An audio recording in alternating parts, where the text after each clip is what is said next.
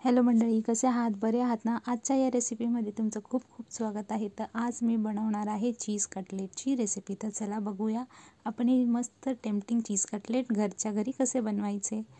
तर हे थोडंसं पाणी घेतलेलं आहे आणि त्याच्यामध्ये मी चिमूटभर मीठ टाकलं आहे. आपल्याला पालक आधी ब्लेंच करून घ्यायचे, कारण का त्याचा टेक्स्चर जो असतो त्याला थोडंसं सॉफ्टन करून घ्यायचं आहे. 1-2 मिनटं पाण्यात ठेवायचं आहे, जास्त याला ब्लेंच करायचं नाही. आणि मिक्सरमध्ये तिखटानुसार मिरची आणि वाटाणा हे त्याच्यामध्ये ॲड करायचे आहेत मिक्सरमध्ये.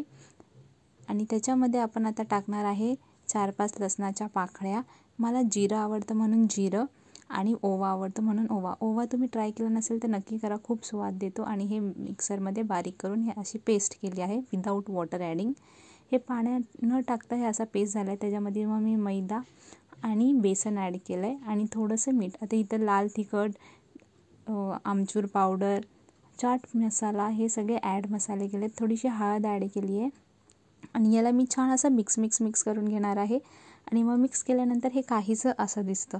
तर आता थापताना आपल्याला थोडंसं तेल हातावर घ्यायचं आणि त्याचे असे कटलेट्स काढायचे आहेत.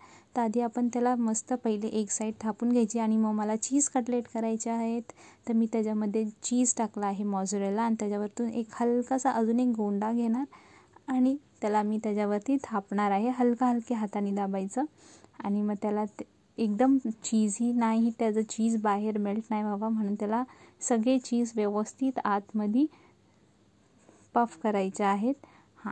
आणि हे बघा आपले 2 कटलेट झाले. तर चला आता आपण ह्याला शॅलो फ्राय करूया. डीप फ्राय पण नाही करायचे, नाहीतर ते सुटतील तेलामध्ये. म्हणून हे थोडंसंच कढईत तेल घेतलं आहे आणि हे त्याला मी टाकलं आहे.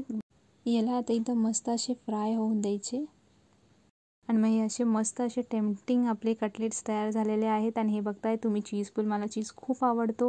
प्रत्येक पदार्थात त्या मी नक्कीच खाईल. आणि तुम्ही ही रेसिपी ट्राय करा आणि मला कॉमेंट्समध्ये सांगा की ही रेसिपी कशी झाली आहे.